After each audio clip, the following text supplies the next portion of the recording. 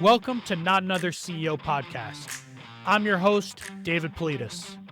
Every week, we talk to inspiring leaders and get the true stories, the ups and downs, the lessons learned, and come away with actionable advice for our own journeys.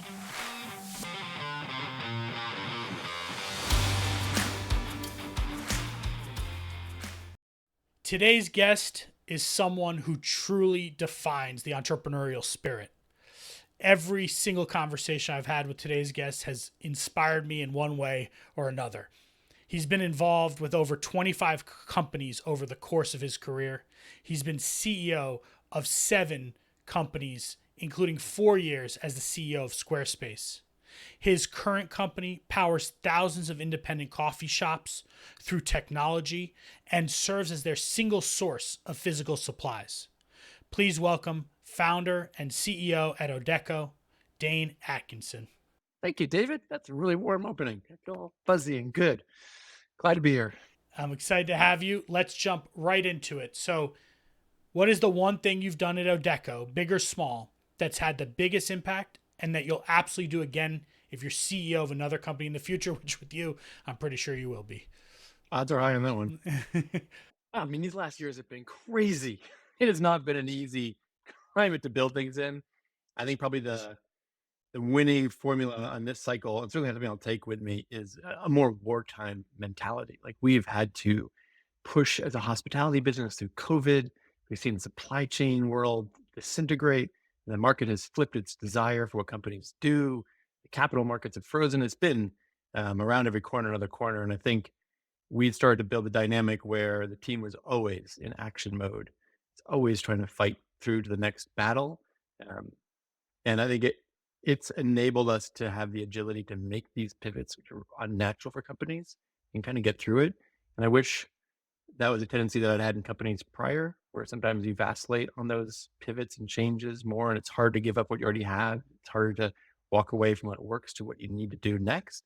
But once you get a culture of shit's going to go wrong tomorrow anyways, and we've got to find a way to fight no matter what, it really enables you to move at a speed that I think startups have to, and often forget that they have a superpower. So yeah, culture wins every time. And do you think, I couldn't agree with you more. My question is, when times are good, can you create that wartime culture? Yeah, keep a book between companies on these lessons. It won't be nearly as easy. It's great when you've got an external foe, because the pressure is, listen, I've got 20 million in the bank. I told my VCs I was doing something that's going to work. Why would I change it? I'm just going to cover this up, spend a little bit more money, take a little bit more time, figure it out. This employee sucks, but maybe it's just a bad month. Let me give him another month and we think it out.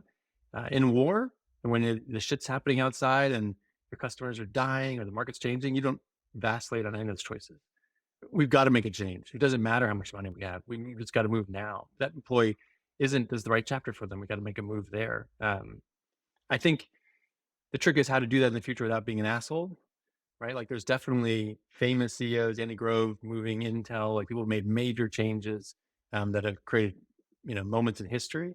I think that you need a way, the way I'm hoping to frame this forward is a way to create almost artificial crisis, where you're putting a pressure on the company that is somewhat natural to itself, but also somewhat part of what you're seeing in the market, and you're exaggerating it to a degree. One of my favorite founding stories is the CEO of FedEx disappeared for one period, and everyone's like, "Where did he go?"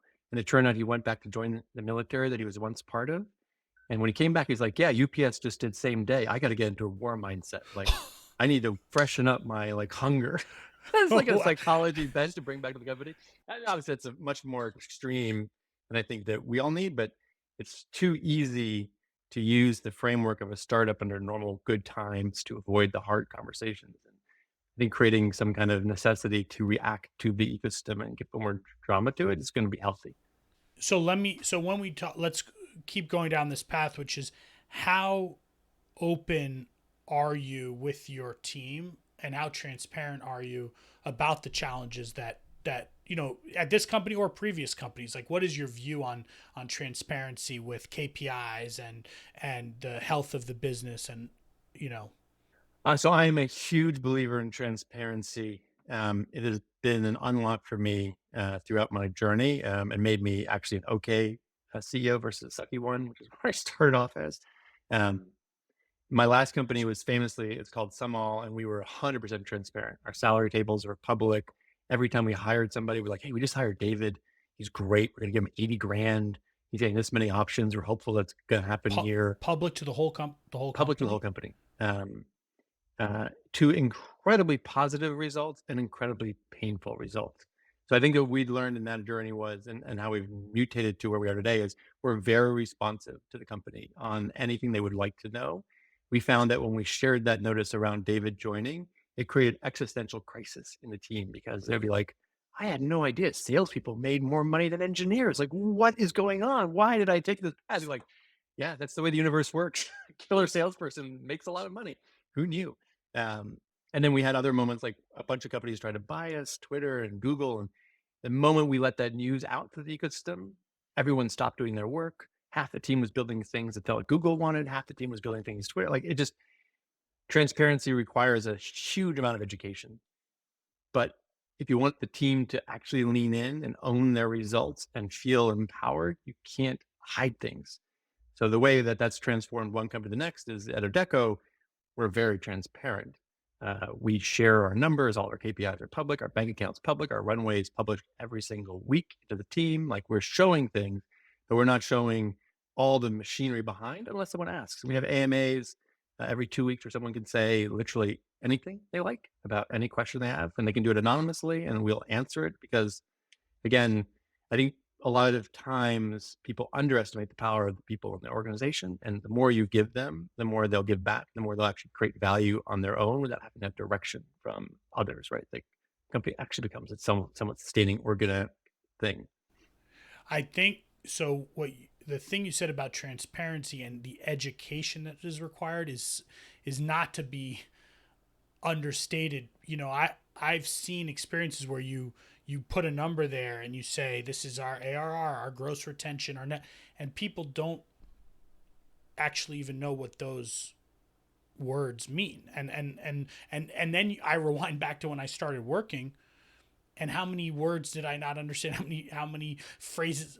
People would say stuff to me, and I'd be having to Google it. And I think that's a really important point, that you have to make the time to educate so that people actually understand what they're looking at. Absolutely. And narrate, right? Like, we would show our runway, which in startups, we didn't do it to this degree, but you want to come down to 2, 3 months of runway before you inflect the capital because you've somewhat maximized your equity position. That's a little risky, but it's very, very stressful if you've left Amazon and joined a startup and you see that happening. You're like, what the beep? In truth, startup retention is actually pretty close to Amazon's retention, but you don't acclimated to it. So you have to spend the time explaining what that means, what protections you have, all these other levers. But I think that's the thing that we forget as startup founders is other startup founders come from us, right? And the more you're transparent, the more you share, the more value you give in this crazy job. It's not a fun job all the time. It's not easy. There's tons of challenges, but the learning curve can be much higher than inside of PepsiCo, right? Like, you can get a lot of growth out of it. But if you hide it, you diminish that power for your team and you diminish how many new founders you're going to create, which ultimately, if you believe that startups help the system of humans move forward, it's part of your job is to get that fuel going, like this podcast. Bloody brilliant. Get more content for people to realize that idiots like us can build companies. They don't always work, but we always learn, right? And that people should try it. It's a great way to grow. One other thing on this topic, you mentioned the AMAs and people can ask anonymous questions. This is one where I've had crazy debates with other CEOs before. They said people should not be allowed to ask anonymous questions. And my view is, if they're not allowed to ask anonymous questions, you will not get the real question. Have you played with both? Are you it's a little bit of a religious debate, I think, anonymous, not anonymous, when you're doing this kind of stuff. How what is your opinion? I think in a perfect Spartan environment where everyone's fully leaned in, you can have it be a voiced question. I remember talking to some of the folks behind DoorDash, and they just got off their AMA, and someone asked, the CEO founder publicly around 10,000 people, like what the vacation policy was, which is a very strange thing to ask. It's really like your whole organization, but they did. And I think um, that requires a certain amount of dedication. Anonymous, I think, is like one step away from complaint. So if you can get it into a public space, you can at least discuss it. And if you're, again, transparent and not trying to own the answers and be like, I have no idea. And that is a dumb policy and it's worth us thinking about. Then you take away all the steam from the person who said it and the 10 people who are also thinking it. And if you don't have that channel, you would have to have just exemplary managers throughout the company to constantly pulling that out of people. Otherwise, they're going to go and complain external to the company. They can complain to other people, or they'll leave for something stupid because they didn't feel like they could get an answer. And almost universally, one of our team members has a great quote. She says that no one comes to work trying to be bad, right? Everyone here wants to do good. They want to make a better world. They want to have some aspiration, but it's hard from a communication. We're humans, we're giant monkeys, right? Like it's very hard for us to always communicate. So if you have more flow, you'll often find like that thing you thought was tragic isn't tragic. It's fine. Um, so yeah, I'm a huge believer in it. It does stress out the org. Our poor HR team sits on pins and needles when things are going bad and are often like slacking in the background, like, please don't answer that. Just say that we'll get back to them. We'll get back. Like, I understand that there's, and I put my foot in my mouth so many times.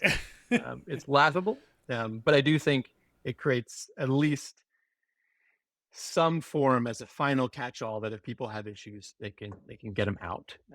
And sadly, I think there's tons of people who don't feel that safe place still for some reason, even though it is a fully third-party anonymous, and they don't always share what they're thinking, which is really unfortunate. Yeah, when we would do anonymous questions, people were like, "But you're really tracking who's putting it in, right?" I'm like, "No, we really do not know who's entering it, you know." And but I do think it. I think it's important because it is a place where people. A lot of people say like, "Oh, if I say it out loud, I'm gonna get fired," you know, and then you don't know about this whole undercurrent of feelings and thinking that's happening. Yeah, and I'd even to double down that if you think you're going to get fired, test it. If you do, you're at the wrong place anyways, right? Like if you're in a culture that's that bad that you talk poorly of the emperor and the emperor will find you and kill you in the middle of the night, you're in the wrong country. Move. But it's hard. It's I get having gone to scale a number of times. There are complexities. There are things that you have to be aware of in those answers, and a lot of sensitivities out there. So it's not always an easy policy. And it comes back to what you're saying before.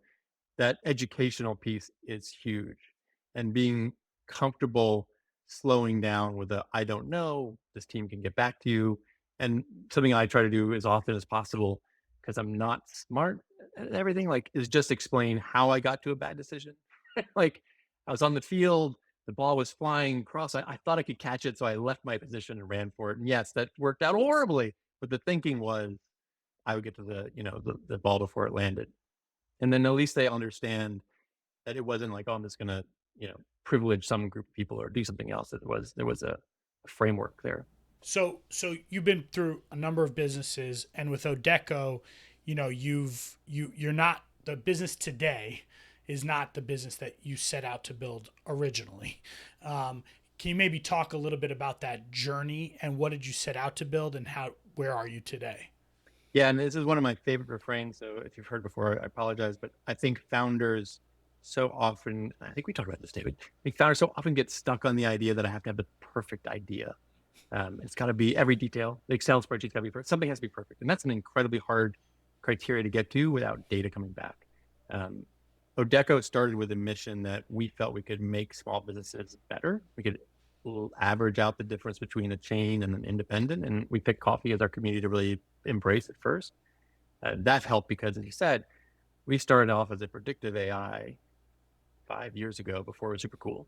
And it would allow coffee shops to understand everything that happened in the days ahead, and no one gave a shit. Like it was stupidly powerful. We bought back our old company's tech stack. Like it could literally tell you the croissant sales within a 90% range, 5 days ahead, every 15 minutes of the day. Like it was perfect. But when we went into the businesses, they liked it and they would save some money. but they couldn't get the croissants on the shelf in the first place. I was like, yeah, it's great you predicted it, but they never showed up. So who the hell knows what would have happened? Um, and so we changed hugely what we did. We went from being an entirely software driven stack, almost invisible to the customer, that give us the data feeds and they would just place the orders in the background and give you data and results, to basically being a distributor, leveraging that same set of tech and building driver tech and warehouse tech and a portal for customers to use and moving it very far away. But it was a hugely different model. Um, which was interesting because our board was spectacularly smart and they were clear to say, well, I was an idiot. Like this was a stupid thing to do. This would tank our valuation. They were smart enough to say, if you were following intuition for your customers, go for it. And it did both things. They're totally right. We wiped out our valuation for a period because we got a truck and that scared a lot of people. But we found out what the customer really wanted. And the customers, and in New York, our hometown, like there's 1,900 coffee shops that are on Odeko that every night get their load in from our inventory, and um, it works better for them than if it was just some sort of tech in the cloud. But very, very surprising challenge curve to go from one to the other. And again, I think this comes back to the thing we talked about before. So often, founders feel like they've committed to a business model to their investors. And obviously, shares with investors, like the more you can as an investor in a board release that tension, the better your team will be, because they'll be like, oh, I pitched first round on, spacewalking. It turns out that we are an ocean company, but they're afraid to say that change. So they just drive harder and harder and harder. The more you understand that they're betting on you figuring this all out and you can take those pivots, the better it's going to be, because we 100% changed from our original business plan, model, pitch deck, and everything else.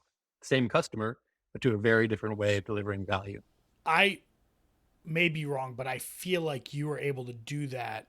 I'm sure it was not easy, and we've talked about some of the challenges that you've had, but because you have so much success and track record and pattern recognition, where kind of to your point, a first time founder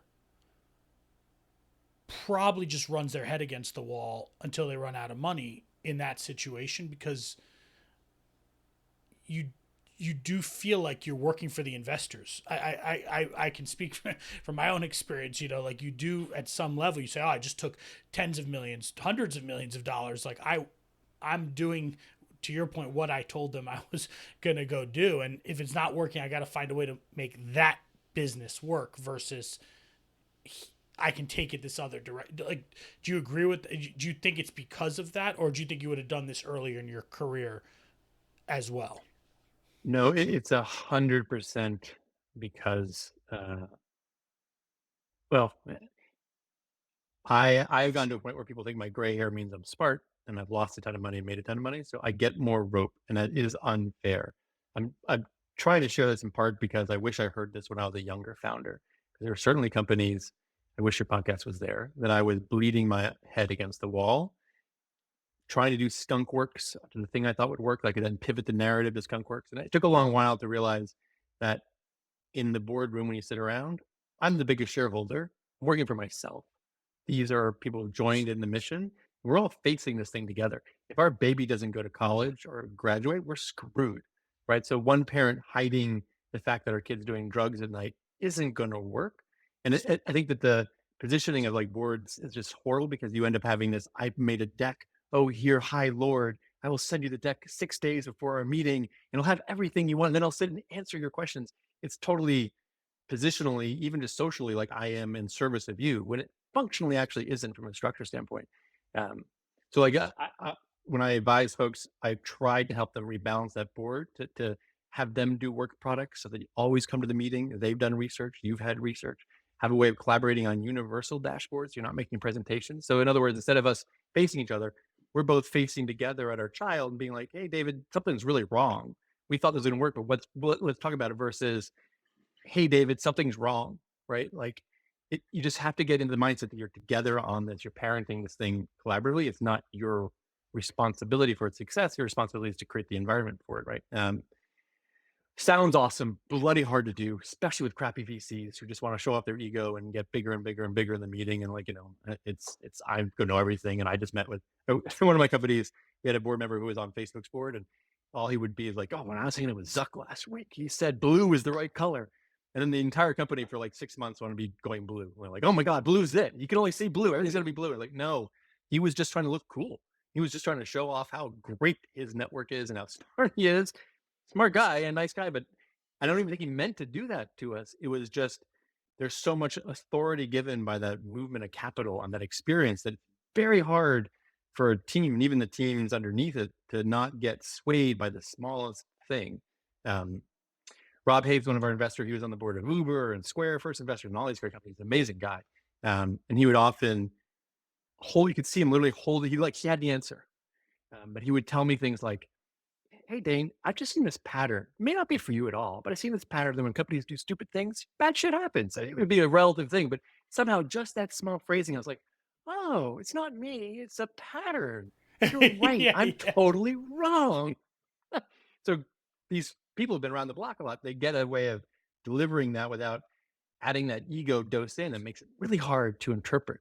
Um, but as a founder, it's also something you got to manage. You've got to find where you want to get to, and take the pain of not necessarily delivering what you think are the promise of everybody and working with everybody around you to get to that outcome.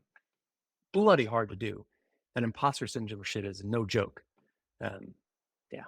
Sorry, that was a bit of a ramble on the No, questions. I think that that's really the dynamics with the investors. You know, I always tell people the story of, we had big investor, everyone knows their name, they have all these amazing companies, and you know, we have a conversation. They're like, well, you guys should be growing.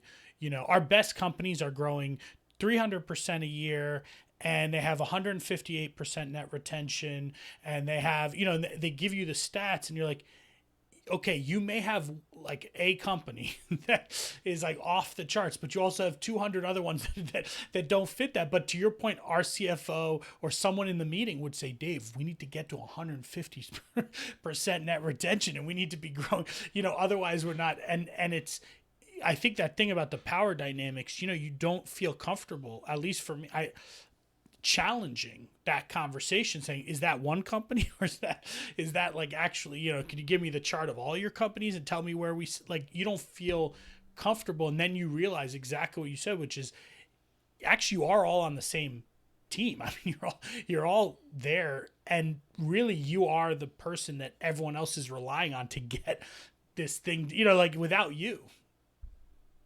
what's going to happen, you know? Yeah, it's that uh, it's exactly it, right? Your CFO now wanting to drive a business off a cliff because to get to those numbers would be stupid. The probably your investor was just showing off that they had some great companies, and they're like, I've got some fucking awesome companies. Look, I'm smart in the room, and that's just filtered out to everyone being like, oh my God, we've got to do it. Another hack I have is like, and this is probably going to be bad to say in a podcast, but um, definitely letting your board know that they're smart.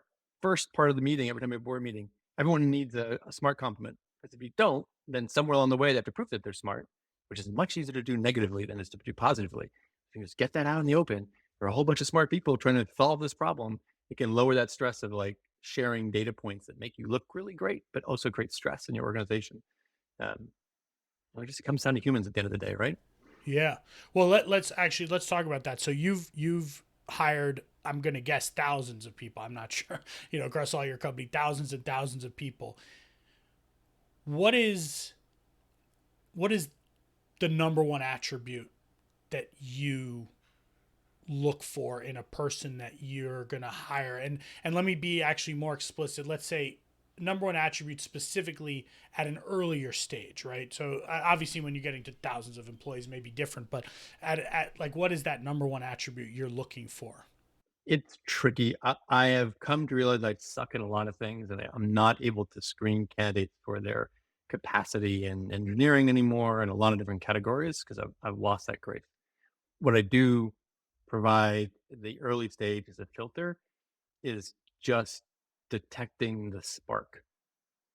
You want in that first stage of company, not the skills that you actually need in middle and later stage, which is people who are great at process, who understand how to build large systems, who are thrilled with putting in things in place they can look back on years later and stand.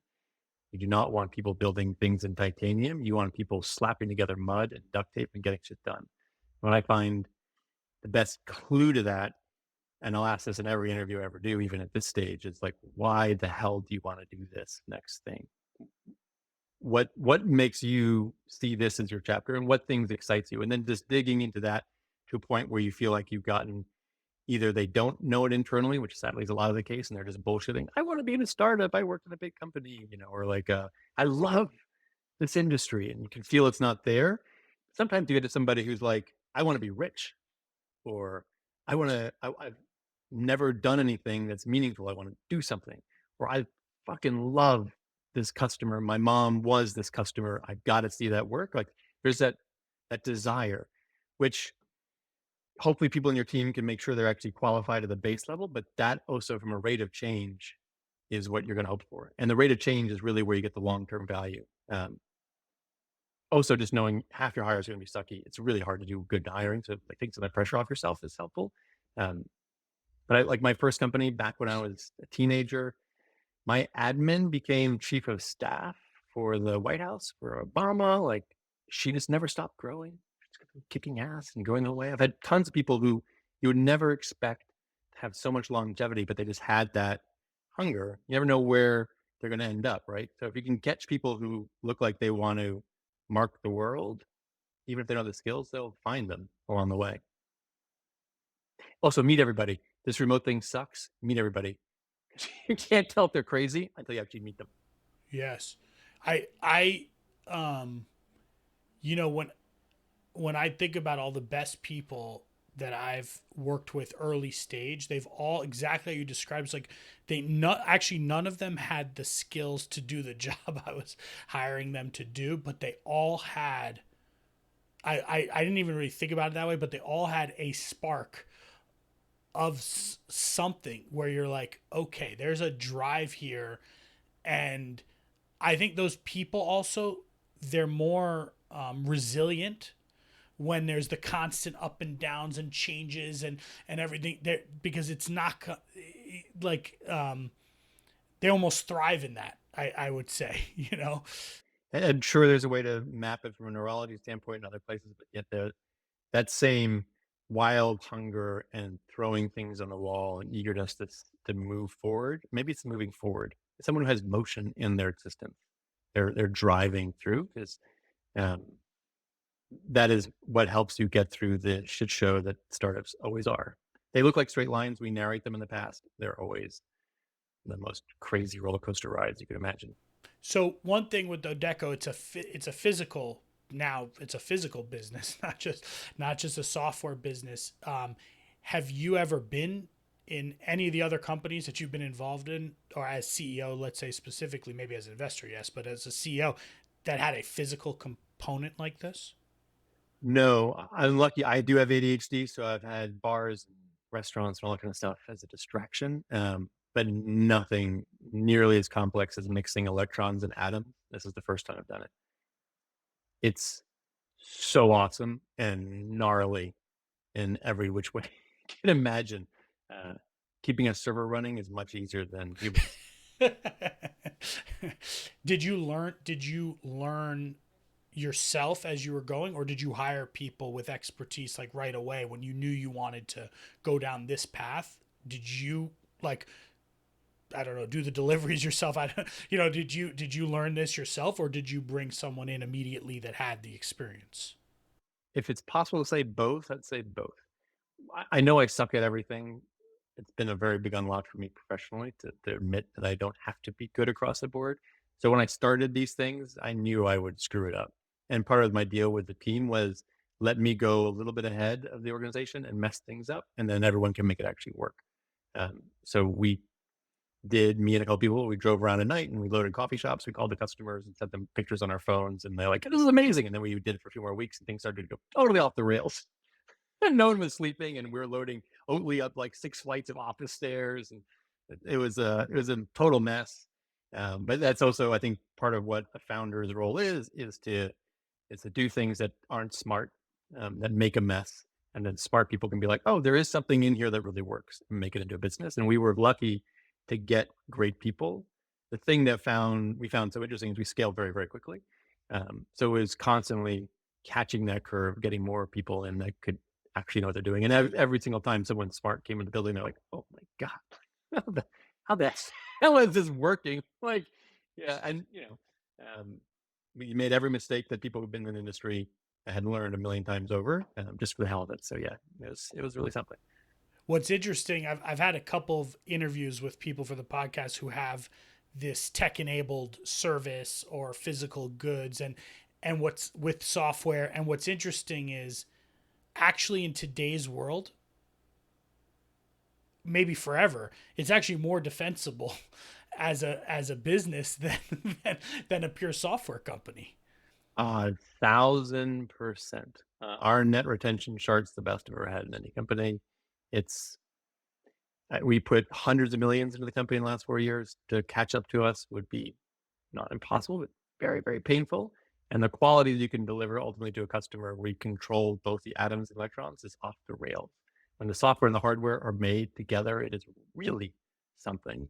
Um, but you need to build an incredible culture where your different functional groups can actually come together and think about a problem, from veterans of industry to experts in, the mathematics behind it, to engineers, to design. Like, you have to have a very strong graph. Otherwise it ends up heavy weighting in one space, and it can lose some of the opportunity you have as a group. It's much harder.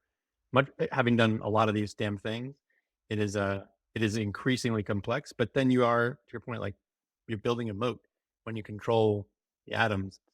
Very, very hard to get around it. I mean, today you copy a software. You basically go ask ChatGPT to write the code for you, and load it up on AWS, and you basically You don't even ask ChatGPT to write it. You just say, "Do the software through a text message," and it's like, "Okay." You're like, "Great, there goes my business." Yeah, it's I think that the future, that there was once a point in time where that we had the tech corridor. There's all pure tech companies, and you had the industry world. That does not exist anymore. Every single industrial company is a tech company, and every tech company has to, like, that hybrid between the two is certainly the footprint for the next chapter of things. Like, you can't operate in pure silos anymore. Everyone needs a bit of everything. So one of the things that was really interesting last time we talked was you told me about a new product that you developed. Talking about developing product, do you want to talk a little bit about that? Because that was that I've been thinking about it since since that conversation. Yep, we made a milk, which is a very strange thing to do as a serial tech founder. Just to make a milk. When you said it to me the last time, I really thought I misheard you, and I was like, a milk, and actually you created a milk. I love it. We created a milk. In New York, you can get it now. I think we have it in our West Coast buildings. You can get it too. It's barista milk. It's designed just for baristas. So it's designed for frothing and those utilizations, which didn't exist because no one was in this space. So we found a farm group. It's awesome, carbon neutral. We experimented with hundreds of customers, and we made a milk that is perfect inside of that space, which means that we're doing hundreds of thousands of gallons in New York of the milk in like the first 4 or 5 months, which is a nice testament that, again, being vertical and being in the space, actually, it goes back to the product thesis that this show goes a lot. Like, you, it's, you have to take your own sense of what you want to build. Like, our investors want us to build fintech all day long. Like, why aren't you doing more fintech? Fintech's the best. You print money, right? We as a team want to build cool tech things because we're still geeky. We want to build, management layers and operational stacks and that kind of stuff. But our customers are like, all this milk is sucky. It costs way too much. It doesn't froth right. It's like just constant problems. Um, uh, I think if you follow where the customer actually wants to go, and you um, build what they need, you end up with a much happier place, and you end up with a much happier company. It's just hard to use that as a North Star sometimes. How let me how involved are you in the product develop, like this milk? How, given that you know nothing, well, now you know a lot about milk, but you didn't know anything about milk, physical goods, anything like that. Like, how involved are you still in the day-to-day product development and decisions?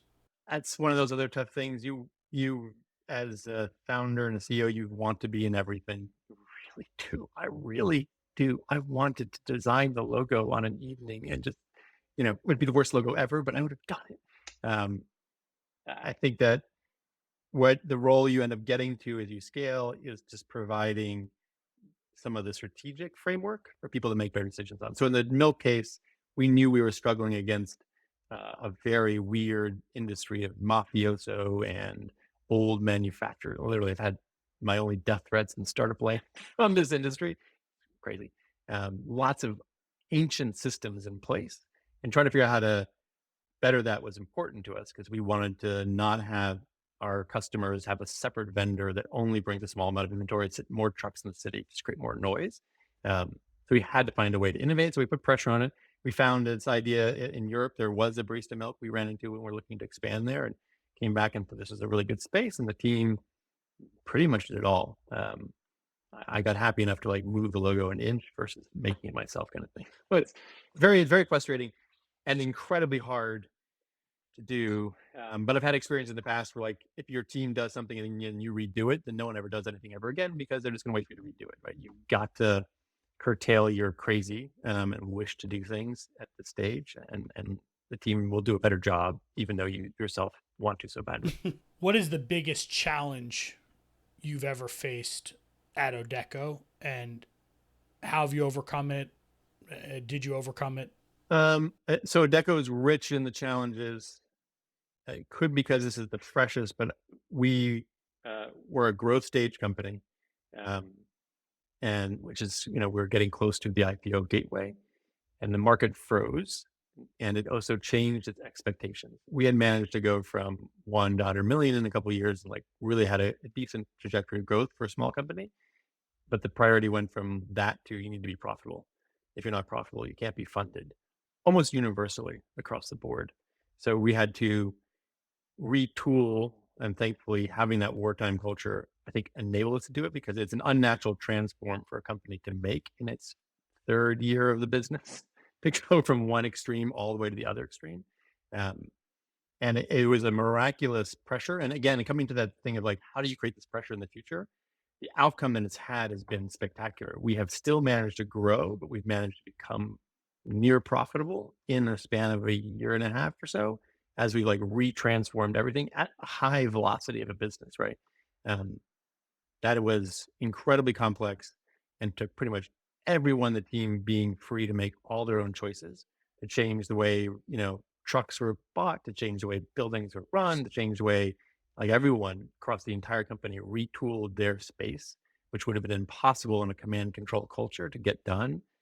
And they squeezed and squeezed and squeezed and got us to the point where the machine, which we knew on paper would work, our model originally had us working in like 7, 8 years, would become profitable, which is kind of the natural trajectory of a company, or at least close enough to it that we could make the decision on where we wanted to have the profit line. We had to do it in 4 Wow. nightmares. And raising money during that climate was it stupidly hard. And I've been raising money all my whole life, and I got to certain points just being like, this is one of the things that startups are so great at. And I encourage anyone to follow your lead and the being in the startup world. You can't escape the responsibility. When you work inside a Pepsi and something goes wrong, it's the community around you that's failed or something else, you don't do it. It got to the point where one of my few jobs is to help raise money. And if we didn't, we would be in deep trouble. And it was a deep soul search. Like, did I have the strength to do all of that it would take to get there? And you don't get that anywhere else. You don't get to see who you really are. Do you think that this period of time, I couldn't agree more, the amount of the shift from growth to profitability, I mean, I've seen it a couple times in my career, but this feels like the most prolonged. I mean, meaning it happened in, 2008, it happened, but it felt like even for tech, it was shorter period of time. There was less tech. Then 2020, in the beginning of COVID, it happened for like 2 months, and then the markets, crushed. And then, but it feels like this has been the most prolonged period of at least my career of this shift in the fundraising environment, what the market expects. Is that what you've experienced? Yeah. I was being super old. I was in the 2000 cycle. Actually, I had a company getting ready to go public, and it got hit on that cycle. And it was a very long time before there was funding available in the tech community. It is similar this time. It is a very, very long time. The narrative switch to profitability, though, is unique to this space. It wasn't as much then.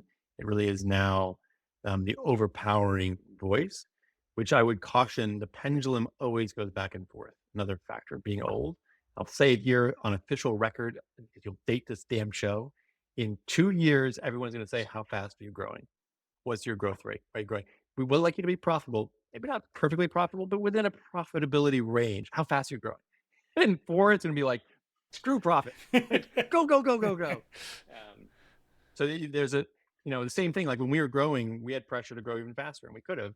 But we knew we would get over our skis, and now we've got pressure to become profitable, which we are. But we're not focused on only that, because as a founder, you got to steer inside of the pendulum of perception that the world is going. You do get to either side, but you've got to still know that it's going to swing again, and it's going to swing again. So it's hard though. There's so many great companies that won't be able to make that transform. There are great companies that need capital through a longer period of time to become successful that can't get created in this current climate. There's a lot of things that dynamic. Just as there was companies that should never been funded that don't have a business model in the past cycle, like it's not optimal. What are you most excited about for Odeko for the future? It feels like in so many ways you've built so much, but at least in our conversations, feels like you're actually just still very early in the Odeko journey. So, what are you most excited about looking forward? I'm actually, we've gone through to be on a solid footing that lets us lean really forward. I am incredibly bullish on the trend in humanity to embrace small business. I think that humans no longer want to go inside the Starbucks, love Starbucks where they've been low built, but go inside of McDonald's, go inside of Burger King. They want to attach themselves to people and entities that are telling a story and are in their communities and local, which is the people that we fought for. I fought for my entire life. I think that there's a great window here where hopefully not just us, but lots of companies can really build systems to take the global values and technologies and bring them back down to the small business. 'Cause with that in hand, the love they give and the community wanting to embrace them now, not just get security of the consistent product, but get experience. I think that's going to be a explosive window, and we're really and I said there are a lot of companies facing this, and I hope many more come, but we're in a good place to run with them and see them succeed more. And I wouldn't mind if the epitaph of my journey in life was, some small businesses lasted a touch longer or open because of the things we've been able to do. And I think it's a really good window for us. So glad we convinced some people to bet on it. I love that. Let's talk about you a little bit. You really, I mean, we've had a couple conversations, and I meant what I said in the intro. Like, you've inspired me in these in these conversations. The entrepreneurial spirit is like very, very real. Like, it seems very deep rooted. Where does that come from? Probably not the best answer, but I'm mentally broken. I'm riddled with dyslexia and ADHD, or gifted, because there's two sides of that coin. I don't think everyone fits inside of Goldman Sachs. I think there needs to be places for people to experiment. Very early on, my forward motion dictated that I do things differently. And I started this game as a teenager. So I've had um, many people think that this job is hard to do. It's just most people don't get to play this job for a while. It's actually fairly easy because the information flow is awesome. There are lots of things, but I've had enough time to not suck at it. And I really did suck at it for a long time, to get to be decent and service my brain's chemistry, which is good for this job. What was your first job at? What was your first company when you were a I mean, teenager? dude, I had a dog walking company. I was selling. My mom was in advertising. I would break up her black books and sell photography in the back of the grade school alleys. Like that's what I did. This my whole journey. My first company, I was 14, and like 40 employees. All were a touch older than me. Um, I just been obsessed with this kind of thing. But to take one step back, yeah, I think it's great for humans. It's great for certain neurologies. It's also just the best time on the planet. Like if you think about human history, the fact that the two of us could say we want to start something tomorrow that's going to make anybody, parachuters, lives better, we could probably in 2 or 3 years make half the parachuters' lives better. reduce their deaths, make their enjoyment higher, lower the cost of their living. Like, can you imagine that in the history you could, as a person, affect a planet and come up with something that makes so many people have so much more in their existence? Like, it is a it's a unique space where we can throw ideas against the wall and just put our passion, sweat, and make them happen. And one of the reasons I've been pitching you to do more of this stuff, like, there, it's not for everybody. And if you've done it, you've had the opportunity to learn those curves. You just got to keep on doing it because you will make things better for the world. And you'll fuck things up along the way. It's just part of the curve, but you'll, in general, we'll all make the world better. Do you think, did your parents kind of motivate you to do this, or was it just you? I mean, at 14, if that's that's when you started, was that your own drive, or do you think you saw something growing up that triggered this as an option for you? So I was very fortunate. My parents were uh, quite hands off. My mom was an explorer herself. I remember when I was a teenager, she was like, "Why are you still in my house?" And not in the way of like, well, I need the room, but like, go live. Like, she ran away from her home when she was 16 and traveled to Europe, and certainly enabled me to think I could do whatever the hell I wish to do and find it. Um, and that's probably a bigger factor for unleashing the chemistry in my head than I may have understood as I get older and older and older. But yeah, um, I think I was very lucky to get that kind of openness and support all the way through, and been function like an adult. Do you expose your family to all the different businesses you've been in and your various companies? Yes, so try to live a transparent life as well. And many of the great founders I've run into have had parents who've shown the failures and successes that have been brought on by this path and have taken to it. A lot of us have our risk equations bent somewhere in life. We saw something very challenging, someone close to us didn't survive. We recalibrated, like, life is short. The perception of safety is a perception, and you should really bet your time, because that's what you've got, on things that are interesting to you. Many founders do that, and many founders who've had small business parents um, are both the salt of the earth because they've seen what it takes to make a small business work, and they see what kind of freedom and opportunity can give, and take that note up again. And a lot of people we recruit will have been like, "I did that. My parents said I should never open up a restaurant, so I went and worked for Google for 2 years, and but screw it, I'm back. I want to build things that make that world different." I think the freedom of this pirate life, and I almost always overequate this to the pirate life, but we really are a small ship in a sea of giants. All of us as a horde of different millions of little ships sailing through these seas, trying their own way, finding our own maps with X's on it, and enjoying the journey. And it's a life I'd rather live than being part of the imperial empire. As you've gone through your career and had pretty amazing success and built bigger and bigger companies or run bigger and bigger companies, have you had a person to lean on as a mentor or a coach, or how did you continue to evolve your skills? What was your support system? Yes, and I encourage this as well.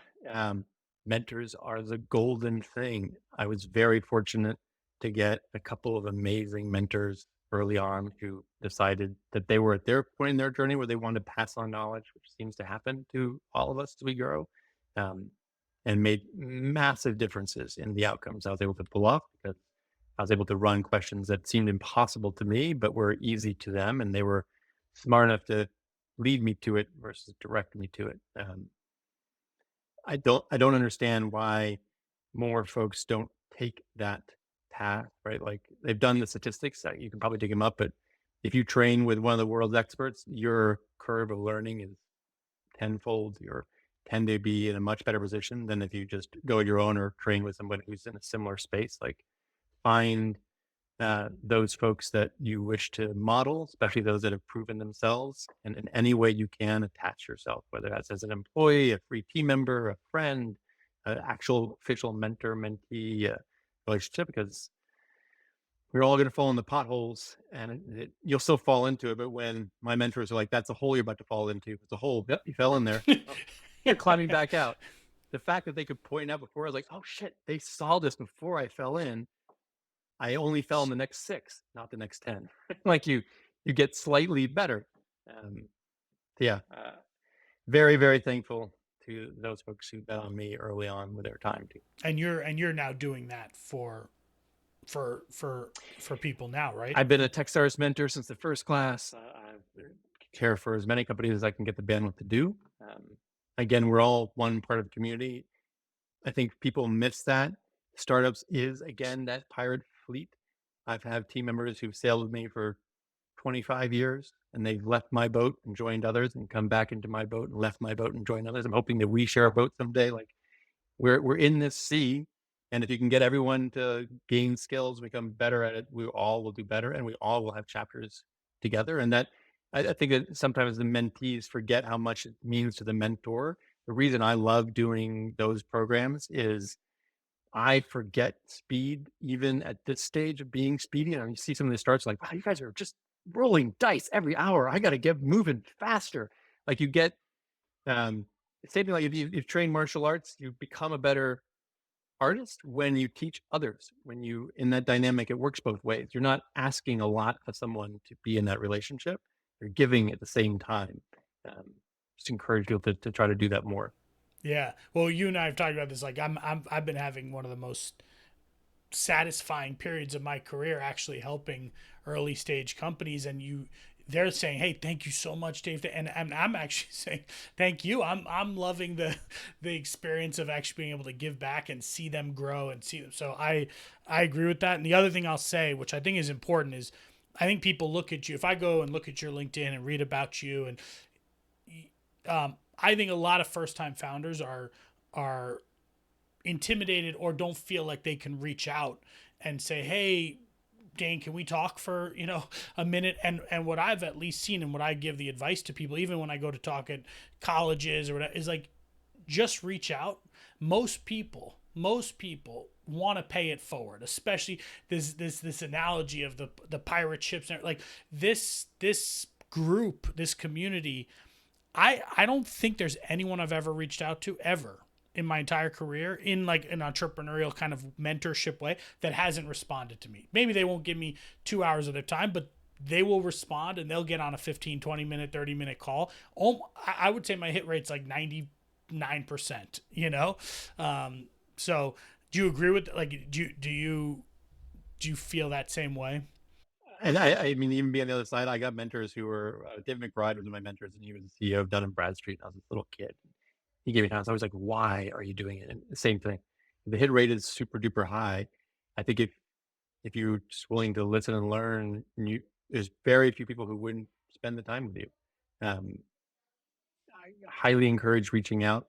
Sometimes people will be in a world they can't respond fast, but they will almost always come back and try to provide value. And it is really a community, and there are some of the sad secrets, but there are groups, there's poker nights, there's, outings, there are lots of things that founders do. And getting in part of that community can open up a lot of doors, create a lot of visibility to what you're doing. So yeah, it's not meant to be a solo sport. As well, being a founder is gnarly because you think you can't tell your team anything, which is wrong. And you think you can't tell your board anything, which is wrong, but it'll still be in the back of your head. But getting some co-founders and other people who've done it, giving you the chance to be like, I'm really stuck. I love my co-founder, but it's not working out. What do I do?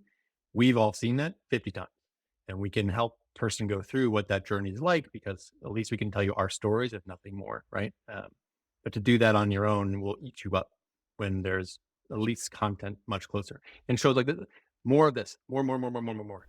Last question for you. What is one new thing that you've learned about yourself in the last year? I got cancer a year ago, which looked like it was going to kill me really fast. It didn't. It's awesome. I get to live and get killed by a bus later on. And I learned a ton from this journey at work.